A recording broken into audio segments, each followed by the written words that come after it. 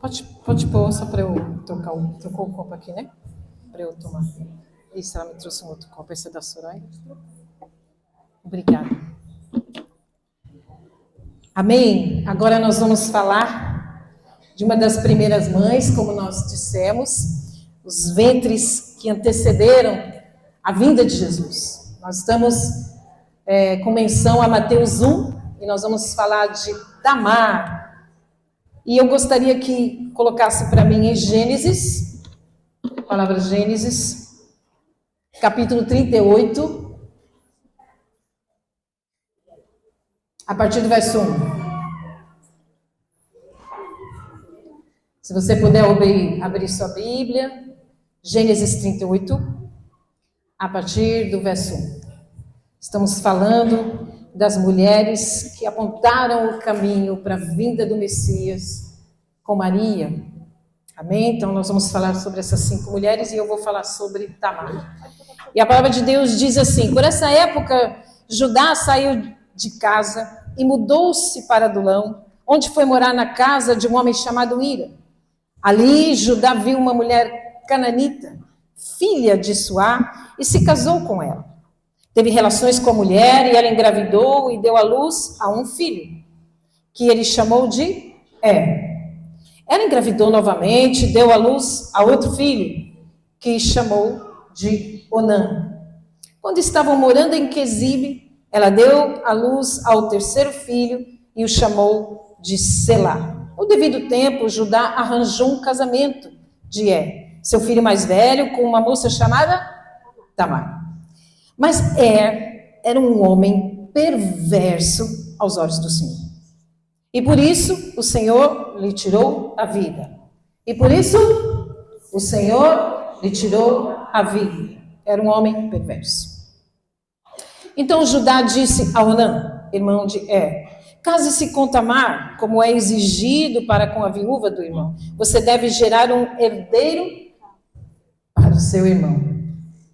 Onã, porém, não estava disposto a ter um filho, que não seria o seu herdeiro, por isso, cada vez que tinha relações com a mulher de seu irmão, derramava o sêmen no chão.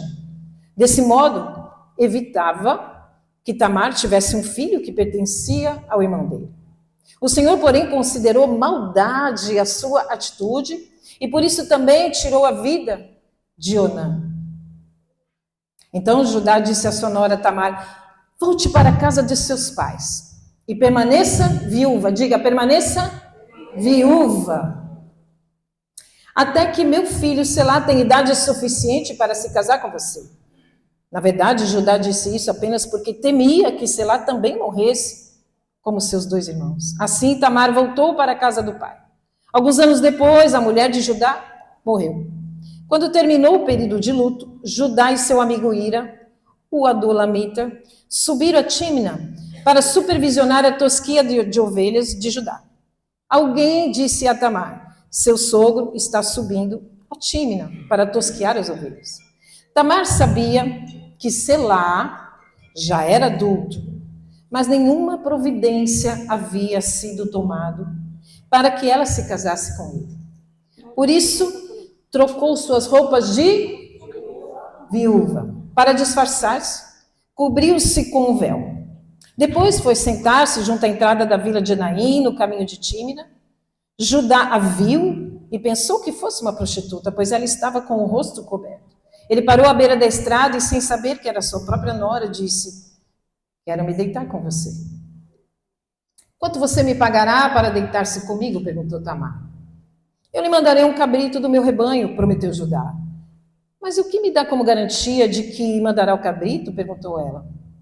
Que tipo de garantia você quer? Replicou ele.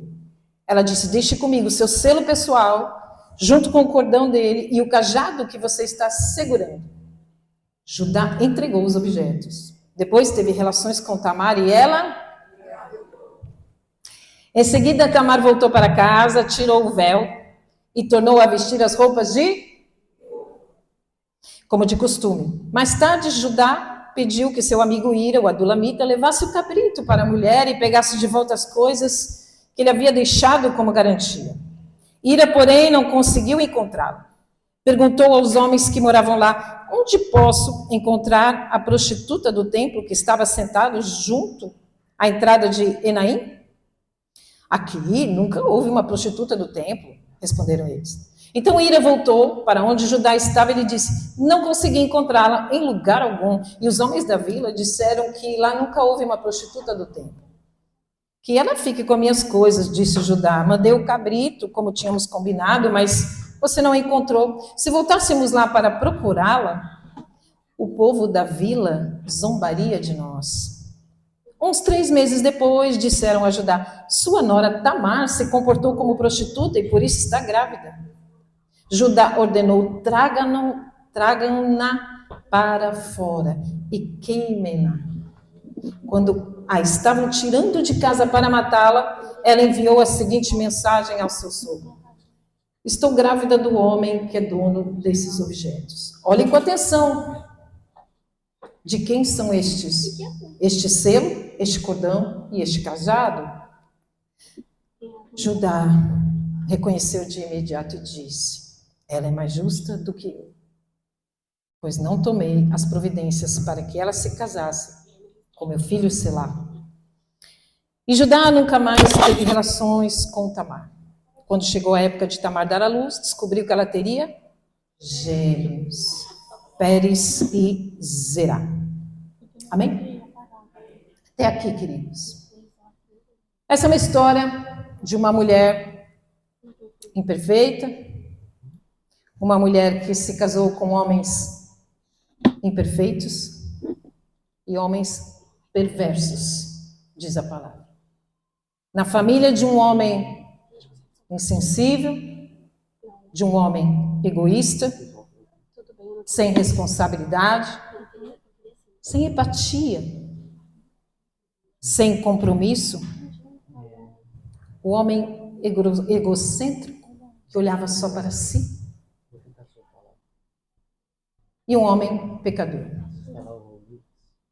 E essa é a realidade de muitas mulheres nos dias de hoje, submetidas ao engano, submetidas à mentira, submetidas à manipulação, subjugadas muitas vezes a uma família que ela mal conhecia, onde ela buscava proteção, onde ela buscava cuidado, onde ela buscava lealdade, onde ela buscava verdade, honestidade e integridade.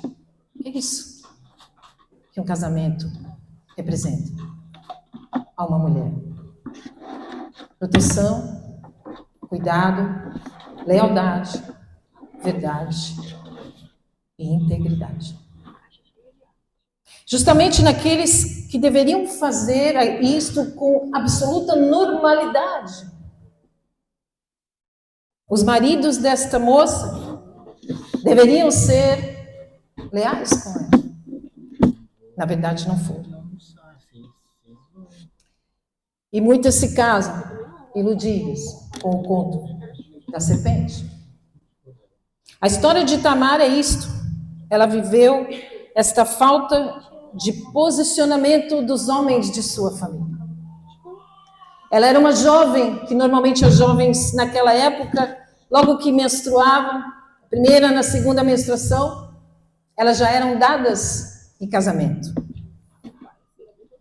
Imagine você, uma mulher de uma outra cultura, jovenzinha, ela é inserida numa família que tinha um sogro que não havia como nora, e a Bíblia diz que o marido dela era tão perverso que Deus o matou. A Bíblia não diz que tipo de perversidade ele tinha, mas isso nos remete à época de Noé, que a maldade era tão grande na época de Noé, que a maldade cheirava mal às narinas de Deus. E Deus então resolveu extirpar aquela sociedade e manter apenas a família de Noé. Nós não sabemos que tipo de maldade fazia, mas provavelmente nós podemos conjecturar que era um homem tão mau com a sociedade, como mal com os de dentro da sua própria família, onde ele deveria amar e respeitar. Muitas vezes nós encontramos pessoas muito simpáticas com os amigos, muito empáticas com os amigos. Quando os amigos chegam na casa, colocam as melhores louças, colocam a melhor mesa, a melhor comida, agradam sempre melhor os de fora. Mas quando chegam em suas casas, tratam mal os de dentro, não respeitam os de dentro, não respeitam a família, não amam a família, não têm atitude de amor, porque amor é uma atitude de respeito, uma atitude de cuidado, uma atitude de proteção, uma atitude de acolhimento, uma atitude de motivação. Mas era tão mal, tanto provavelmente com os de fora, quanto com a sua esposa, e Deus o matou. E essa história de relacionamentos dessa moça Tamar, que então precisa se casar com Onã, o segundo filho, como era uma tradição, ainda não havia dado a lei como Moisés, a lei do levirato, e quando uma mulher ficava viúva, ela era dada ao irmão para suscitar herdeiro ao mais velho, aquele que morreu. Onã não queria que Tamar tivesse filhos, e que este filho, então, tivesse 50% da herança do pai. E esta moça sofria, então, um abuso, porque este homem a usava sexualmente e desperdiçava o sêmen, simplesmente porque ele não queria suscitar um herdeiro ao irmão. Pensava em si, um homem egoísta, um homem sem compromisso, um homem sem responsabilidade, um homem sem empatia, um homem insensível, que não pensava que Tamar precisava de filhos, porque a mulher tinha sua dignidade restaurada quando tinha filhos. Essa era uma sociedade patriarcal, que a mulher tinha valor quando ela gerava filhos, e tinha uma família, cuidava da sua família. Era o propósito de uma mulher ser mãe. Esse era o propósito da mulher naquela época. E esses dois homens, aliás, esses três homens, Judá, Onã, não pensaram na vida de alguém, na vida de uma mulher dentro de casa, que deveria ser respeitada, cuidada, amada. E então, Selá. Quando nós vamos a Selá, um jovem que ainda não tinha idade para se casar com ela. E então o que Judá, este homem insensível, diz? Olha, porque o Senhor matou Onã, olha, vá para a casa dos seus pais, saia da minha frente, eu não quero vê-la mais. Ele transfere a culpa de toda a tristeza da morte dos filhos para Tamar. Sabe gente que não assume culpa? Sabe gente que não olha para si mesmo? Sabe gente que sempre é o outro que tem a culpa, nunca eu?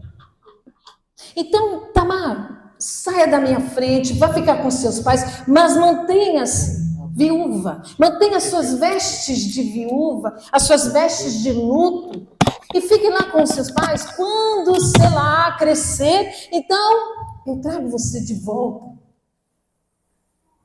E então Tamar vai à casa dos pais e lá fica com as vestes de luto, com as vestes de dor, impossibilitada de ter a sua vida restaurada.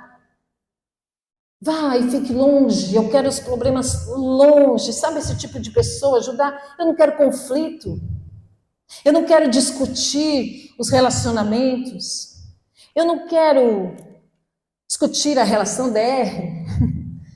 Eu não quero saber de conflito, não. Tamar, sai da minha frente. E fica lá abandonada, sem vida, sem esperança, sem perspectiva de futuro. Alguém já viu uma mulher passar por isso? Sem perspectiva de futuro, sem esperança, sem amor, sendo abandonada, sendo desprezada. numa insignificância? Esta mulher foi esta jovem, Tamar, sem perspectiva de futuro. Mas observe que ela manteve as suas vestes de dor, as suas vestes de perdas. Ela manteve-se fiel à promessa que ela tinha do sogro, que um dia ele viria buscar. Sabe quando a gente pensa assim, que alguém promete, olha, eu vou voltar, olha, as coisas vão melhorar, olha, um dia vai dar certo, mas na verdade são promessas apenas da boca para fora, como a gente fala. Judá era esse tipo de homem que não tinha brio, que não tinha fidelidade com a sua palavra. Judá olhava para si.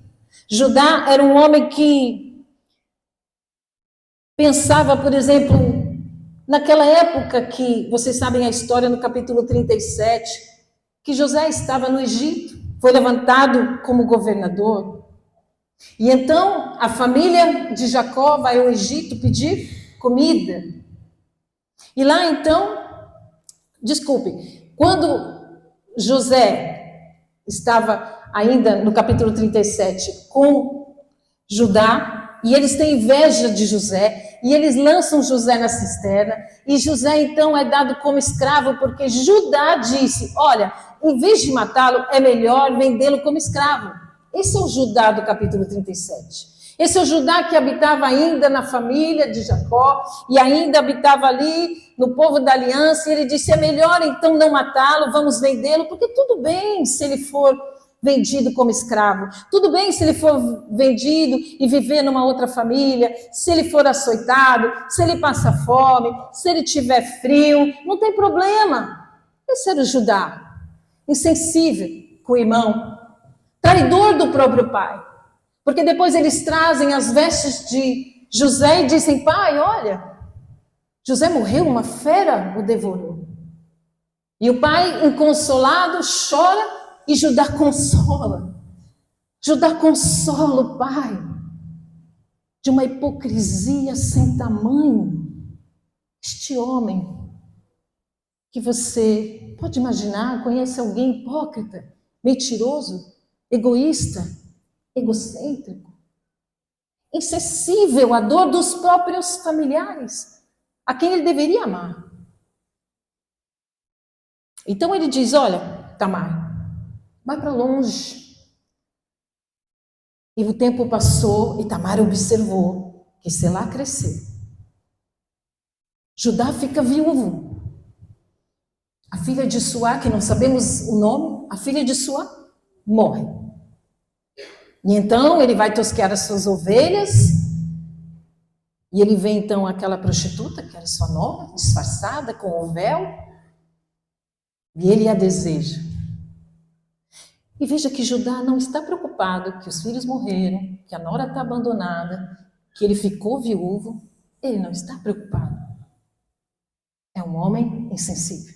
Um homem daquele que você fala, esse não tem mais jeito. Alguém conhece assim? Alguém? Ixi, muitos. E assim era Judá. Ele propõe então deitar-se com ela, promete o cabrito, e ele em troca dá o seu selo, o seu cajado, o seu cordão. Que era a sua identidade, o selo, o seu carinho, o seu nome. A sua identidade estava no selo, no cajado e no cordão. Ele entrega tudo por um momento de prazer.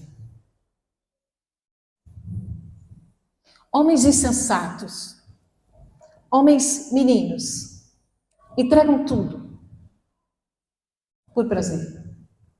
Entregam tudo por uma noite de prazer. Homens insensatos, meninos.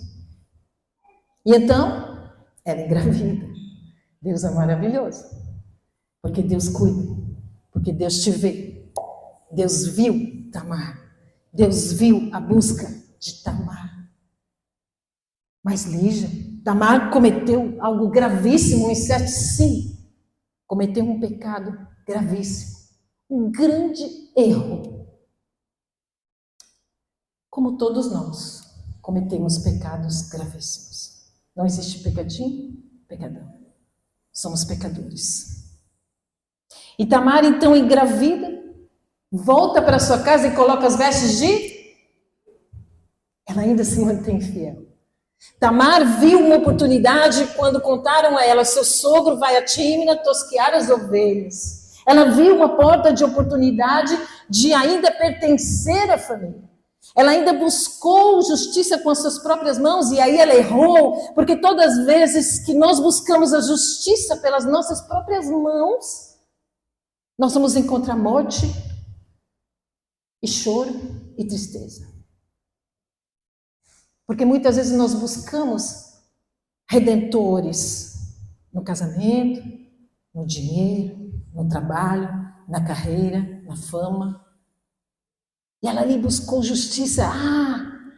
Se eu conseguir engravidar, eu vou me manter na família, eu vou ter herança, eu vou poder viver em família, eu vou ter um lar, eu vou ter a proteção do meu sogro, eu vou ter a minha dignidade restaurada, que é tudo que eu quero, e não ser abandonada, largada à sorte se meu pai morrer, e eu perder toda a minha vida.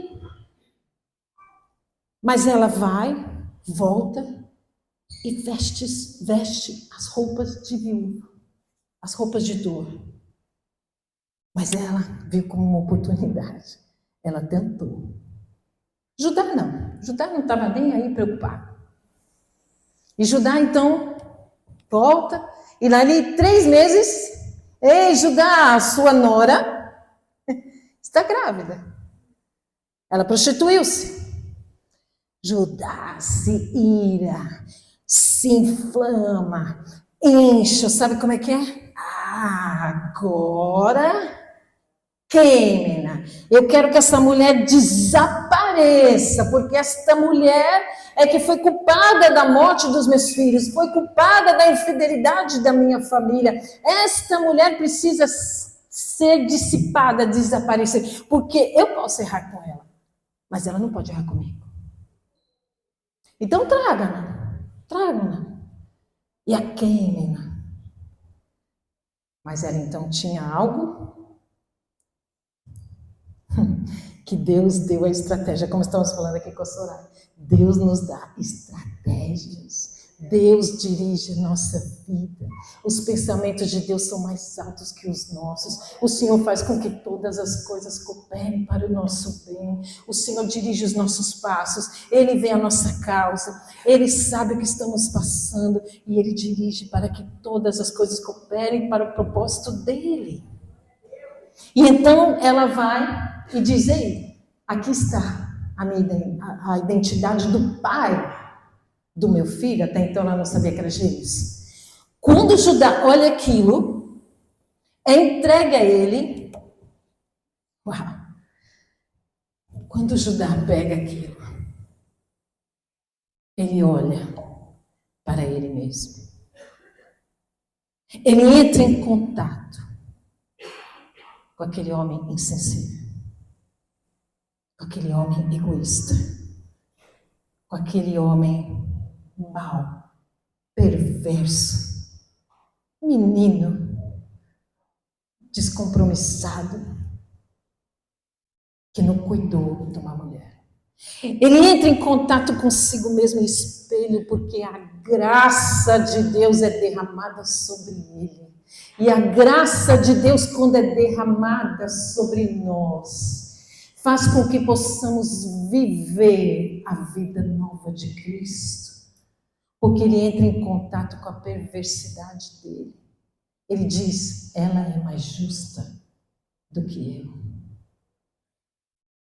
Ele entra em contato com sua alma pecaminosa, com seus erros, com suas falhas, porque o Redentor da minha vida e da sua vida entrou no coração daquele homem. Somente o poder do amor, somente o poder do perdão, somente o poder de Jesus Cristo sobre aquele homem, do Deus de Israel sobre aquele homem, do Deus da aliança sobre aquele homem. A graça encharcou de uma tal forma que ele pôde ser despido de todas as trevas que havia naquele coração maligno.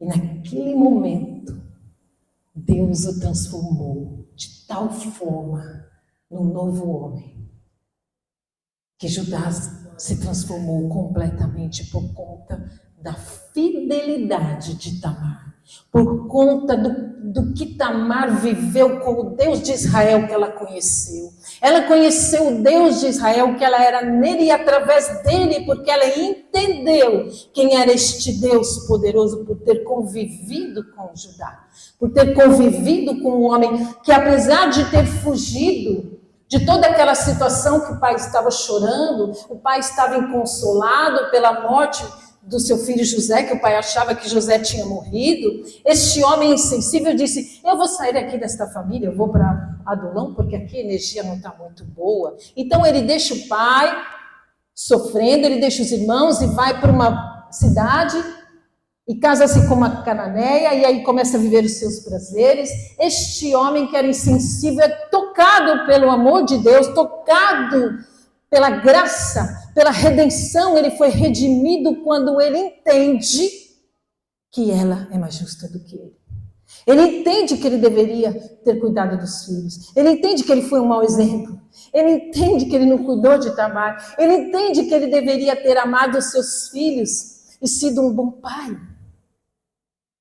Mas quando você olha alguém que você vê insensível, quando você olha alguém que você fala: isso não tem mais jeito, e esse daí, pastora? Não, esse está nas drogas, esse está na prostituição, esse não tem mais jeito. Há muitos anos que nós oramos, há muitos anos que nós pregamos, há muitos anos que nós buscamos que ele volte para a igreja. Não tem jeito. Mas quando tem uma mulher que ora, uma mulher que se coloca diante de Deus, coloca toda a injustiça para Deus, Deus transforma toda a injustiça em justiça e faz com que essa mulher tenha filhos, e para cada viuvez ela teve um filho, porque Deus deu os gêmeos para ela, ela teve dupla honra. E você pode aplaudir o Senhor, você pode glorificar o Senhor, porque não há injustiça que Deus não transforma em justiça. Não há prova que ele não esteja vendo. Como nós aqui profetizamos, nós estamos caminhando, só vai, porque vai chegar a vitória, vai chegar a mudança, vai chegar o novo. Ela estava gerando algo, Pérez e Selá. Sabe quem ela estava gerando? Pérez, por quem viria a descendência do Messias, o nosso Senhor e o nosso Salvador, o nosso Redentor, que redime todas as coisas e que muda toda a situação. Todo deserto em manancial, todo deserto ele faz frutífero, florido. Esse é o Deus que pode criar todas as coisas. Como nós oramos aqui, Deus cria algo novo. Deus trouxe para ela uma oportunidade, embora ela tenha errado. Os meios não justificam buscar justiça pelas próprias mãos. Nós somos aquelas que devemos esperar em Deus. Nós somos aquelas que devemos ter fé e confiança de que Ele está vendo a nossa causa. E se você tem alguém que você já desistiu, provavelmente você já desistiu de orar por alguém, você já desistiu de ter esperança, de ter um casamento restaurado, de ter a sua vida restaurada, de ter sua dignidade restaurada. Talvez alguém tenha traído a sua confiança, abusado da sua confiança, manipulado a sua confiança. Você tenha tido alguém que não teve empatia, que não teve sensibilidade pela sua dor, que pouco se importou com o que você estava passando ou sentindo. Alguém que devia, talvez, protegê-la e não protegeu. E provavelmente você diz: pois é, eu fui abusada, eu fui manipulada emocionalmente, alguém me traiu, me feriu. Não há possibilidade mais, pastora, de restauração. Como que eu vou restaurar com alguém que foi traidor, manipulador e mentiu para mim? Jesus é um Deus de graça, de misericórdia. É um Deus que transforma, cria coração novo. Quando alguém tem encontro com Ele verdadeiro, ele é nova criatura. Significa que o homem velho morreu. Judá morreu. O velho Judá morreu naquele dia. Porque depois, quando ele vai ao Egito, José já é governador. E José fala, olha, vamos buscar Benjamim, o seu irmão, o irmão de José,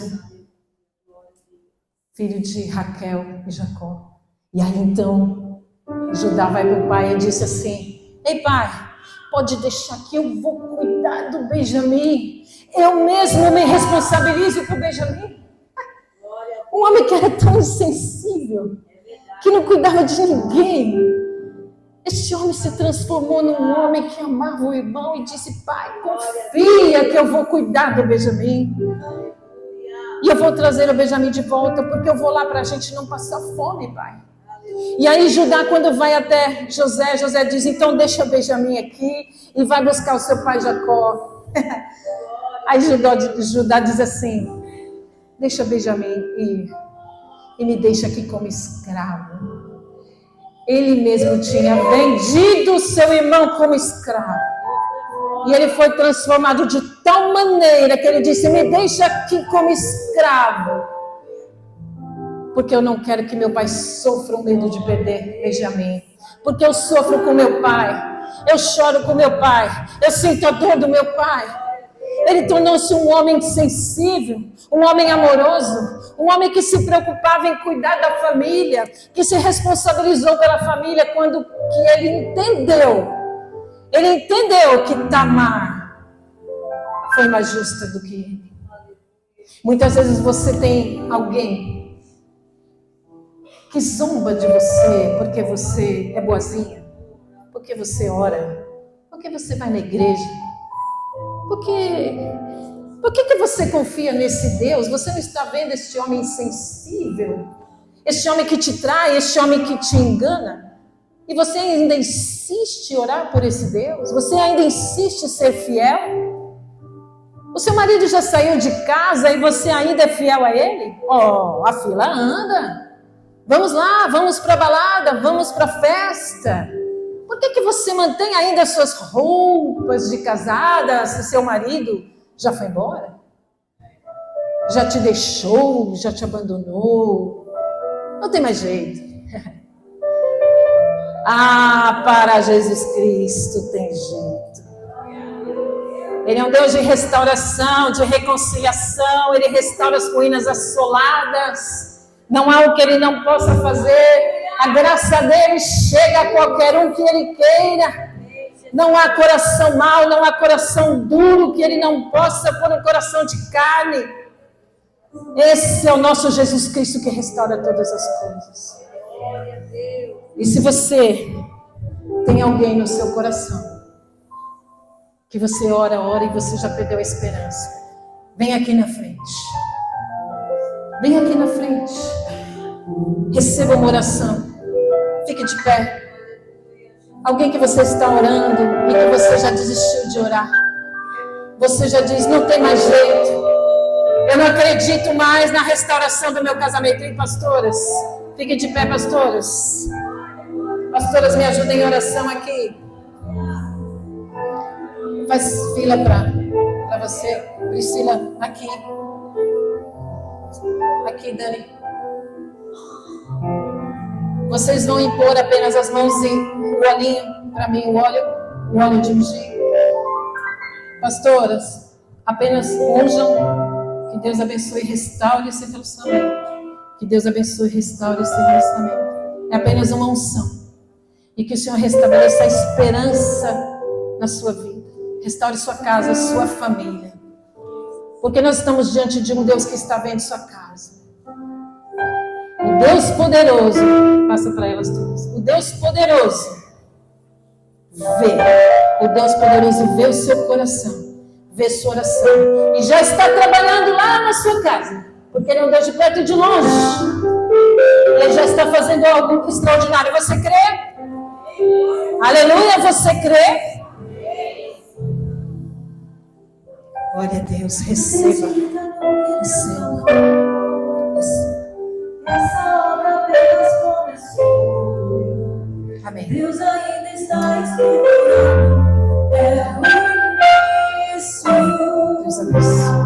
Abençoe sua vida. Acreditando que Deus, pouco a pouco tudo vai acontecer. Ele está cuidando de tudo. Mais alguma pastora aí? Temos mais alguma pastora? Essa hora apenas começou. Soninha, quer orar? Deus ainda está escutando. Aleluia. É o início.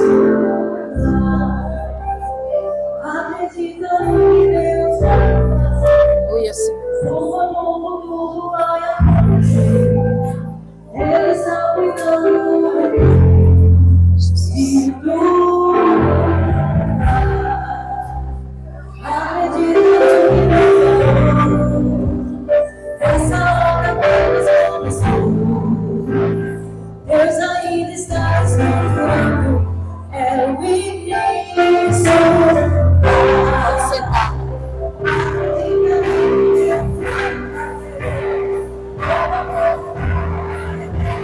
Aleluia.